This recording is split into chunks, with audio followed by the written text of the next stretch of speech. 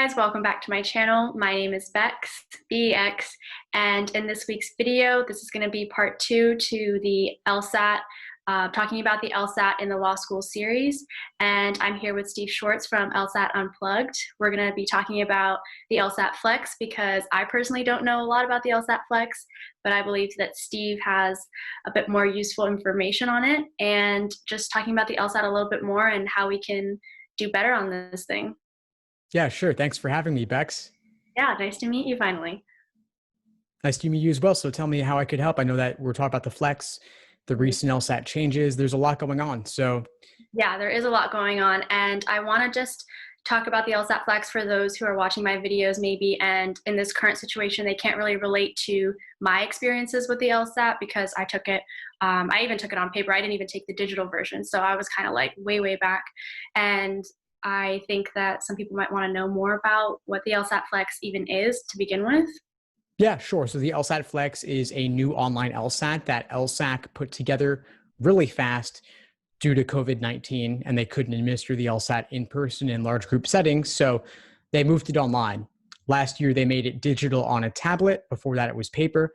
And so they've made another radical change by putting it online. And so they made it online for the May, June, and July LSAT administrations. Those were not able to be conducted in person. August, October, beyond, those are all open questions. But basically for the Flex, you're doing it online at home from your own computer. And if you don't have one, LSAC will actually ship you a tablet so you could take it on a tablet at home, interestingly. Yeah, they got to make it work for people because not everybody has a good device or a good internet connection. So they make arrangements. But bottom line is that most people are doing it at home, online, on a computer. And it's also notably shorter. It's only 3 sections, not 5. I did hear about that. And are people finding that, I guess what people want to know is kind of like, is it easier than the regular LSAT? Yeah, it's a good question. I get that one a lot. It's probably a more pleasant experience because it's shorter and the comfort of your own home. So assuming you have a quiet home environment with a good internet connection, it's probably a smoother experience. And so a lot of people prefer to do Flex if possible. But things are a little bit different on the Flex. Like I said, it's shorter, 3 sections, not 5. So rather than logical reasoning being half of the scored sections, it's only 1/3. So logical reasoning actually is diminished in its importance, and games and reading comp are relatively more important. So you may want to take an exam that plays slightly more to your strengths, depending on your preferences.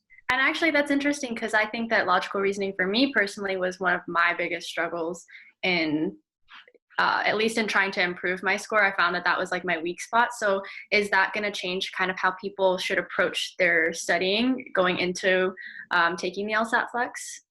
Yeah, you would definitely want to adjust the ratio that you spend of time that you spend on each section. So if logical reasoning is a problem area, you may want to hold off and wait for the LSAT to be in person, but that's also an open question. So if that's the case, you may want to say, you know what, Flex is better for me. So I'll boost logical reasoning a little bit, but I could also play to my strengths. I'd say if somebody is going in fresh, they probably want to spend roughly equal time on each section. But another consideration, you see, everything is it depends with the law school. Yeah, of course. Depends. Logic games is easier to improve on significantly. So you may want to say, I'm going to do, if I'm equal in everything, I might want to focus on games and reading comp to get those higher because games, of course, is the easiest to improve on for most. That is true. It's very interesting. And have you heard of it so far just going pretty smoothly for most people in terms of the first, I guess they had the trial run and then they've already had the June LSAT Flex yet or not?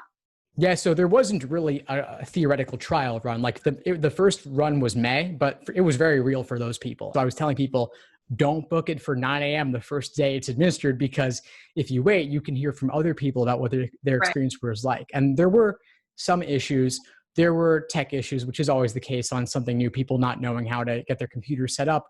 The proctors also didn't really know everything about the rules and such. So there was some confusion there, a bit of miscommunication between LSAC and ProctorU, which is the company administering the LSAT Flex. So for that reason, you wait and see what happens. The rest of the May LSAT Flex on the second day was a bit smoother. And then the June LSAT Flex is actually happening right now as we speak. And that administration has gone notably better. So there was better communication. They worked out the tech. They worked out the understanding of the rules. And so I would expect that each subsequent administration will get better and better with time. Hmm. Well, sending out good energy, good vibes to those who are taking your exam right now, and hopefully this information doesn't come to you too late, or at least maybe it'll come to you when you can think about retaking the July LSAT Flex. I mean, the good news is that the June LSAT Flex has gone much better. I'm not hearing any of the same issues really that we heard from May. Of course, it's not perfect. You're always going to hear of the issues, and online, everything within it gets like blown out Right. of proportion sometimes. But Yeah. overall, it's been pretty good. Those who take to Reddit to start talking about everything. Yeah. Another question I think I would have if I was taking the LSAT Flex and thinking about it in regards to applications, are schools going to be taking this just as they would with the regular LSAT? Are they weighing things differently because it's a different exam in some sense, or is everything going to be just as normal? Everything is just as normal. Officers will treat it no different. I get that question a lot. Even some of the admission officers have not been totally clear in their communications about it. If they're not taking flex results for this cycle, it's only because we're pretty late in the cycle already. So it's due to the timing, not due to the exam itself. So you could take the flex now and apply in 2 years if you want to, and law schools won't care it was flex. LSAC says treat this one the same as any other exam, and they're big on the psychometrics and all the analysis. And so they wouldn't be doing this if they didn't think it was roughly equivalent. And I think they'd prefer to do the in person, but this is the best they can do in the circumstance. And you can't have a 4-hour online exam with no breaks because people have to go to the bathroom. So that's part of the reason they shortened it to the 3 sections, but law schools don't care. They're treating it the same.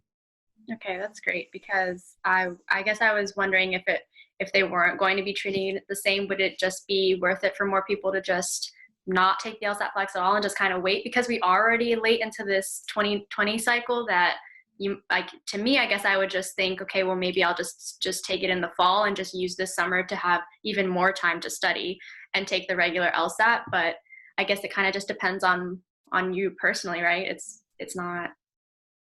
Yeah, it's really just a matter of personal preference and nothing more. And if you're concerned about the ambiguity of not knowing which format you're going to get, the simplest solution is probably just to wait, Mhm. because on a long enough timeline, the odds of COVID affecting things hopefully reduces. And so I would think that October, November, January are much more likely to be in person, but it's really honestly anybody's guess. Looking out Yeah. now as we're speaking in mid-June, I think even the August LSAT at the end of the month will probably be a flex, just because things have not recovered nearly back to normal in most of the country. So I think we'll see that one be a flex. But ultimately, these are format changes in terms of how it's delivered, but the content is still the same. So Mhm. all the questions are all of the same difficulty.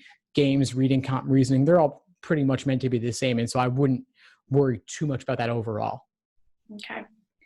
Yeah. Um, Also, do you think that this could make people want to just take the GRE instead? If it's like, if people are saying, I mean, I guess it'd be no different than when the GRE was first even being introduced and allowed, like people still had that opportunity way back. But I'm just wondering, like now, do you think we would see maybe like a rise of people taking the GRE instead of just taking the LSAT Flex? I think actually because they came out with the flex so fast, that was in part probably due to GRE competition. If there was no competition as a monopoly, they could have said, we don't care, we're just going to wait. And like for the MCAT, for example, they had to wait for months and months and months with no information. MCAT has a monopoly. They've handled this pretty poorly from what I've gathered overall, have not been the most student friendly. But LSAC has a new recent administration that's much more student friendly and adaptive and flexible. And so they came out with this super fast just in a couple of months once COVID hit. And so I think that actually diminished any GRE competition. And the GRE, by the way, also moved online, also being administered by the same company, ProctorU. So ProctorU is the real winner in all of this because Yeah, right. they're getting all the online exams. But I think you could do GRE on ProctorU, LSAT Flex on ProctorU. It's the same thing on that end. Yeah. But since most of law school admissions is still LSAT dominant and fewer than 5% of people get in with the GRE scores, I think the flex is probably a strong competitor You there. know that statistic about acceptance with GRE scores. Yeah, a lot of schools are taking GRE scores, but most people aren't applying with them. And you also don't want schools to think you're just applying on a whim. So you have to be pretty outstanding to get in with that, I would imagine. I see. I see. Well, if you don't mind shifting over to what I was originally also wanting to know about in terms of, for those who just want to know in general, not just with the LSAT Flex, but LSAT in general, how to improve. Because I think that on line when you're looking for advice. A lot of it is kind of more focused on before you take your first official LSAT, and like, this is your study plan, this is how you should attack it. And I don't think that there is enough on what to do in between your exams if you decide to retake, and the kind of strategy that you should have. And I think that's where I struggled, because I did a self-study program prep course, and I didn't really know what my next game plan should be before I retook the next one. Yeah, great question. So retaking is more common than ever before. Law schools don't average multiple scores. They only take the highest, with very, very rare exceptions. So studying for a retake, first off, I would say don't worry about having burned through a lot of material. Okay. The value in doing the newer exams is not simply to measure yourself. It's really to learn from your mistakes. And so there's always value in redoing and reviewing in more depth. Unless you get perfect 180s on everything, there's probably still something to learn from those exams. So I wouldn't go back to the oldest exams necessarily. I would stick with relatively newer ones. I would also look to see any weak areas and what you need to change about your approach. If one course of action didn't work for you, then maybe you want to try a different one. If there's a resource that you weren't sure about investing in, now is the time. And definitely don't skimp on prep tests. If you need more prep tests, get them. You can get another book of 10 exams for about $20. There's also the new official LSAT Prep Plus from LSAT that gives you most of the exams in the digital format for only $99 a year. So that's a new resource that not enough people have heard about or are using yet. But if you want to simulate test day, that's the thing to use. That's awesome.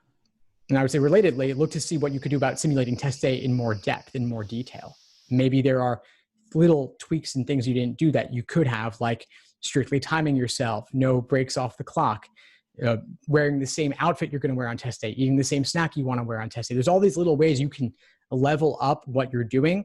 Whereas if you're the first time you only were giving it 80% effort, now is the time to give it 110% effort so you could be done with this thing already. Yeah, absolutely.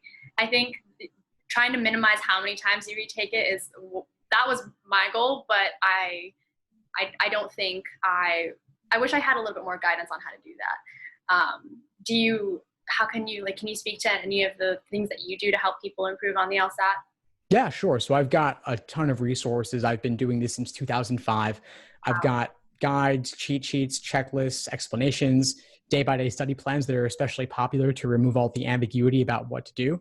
And then I also have courses, and the courses have become incredibly popular, especially recently because of COVID. So I've moved everything that was in person, moved it online. I've got on-demand videos. I've got live online classes and Q&As.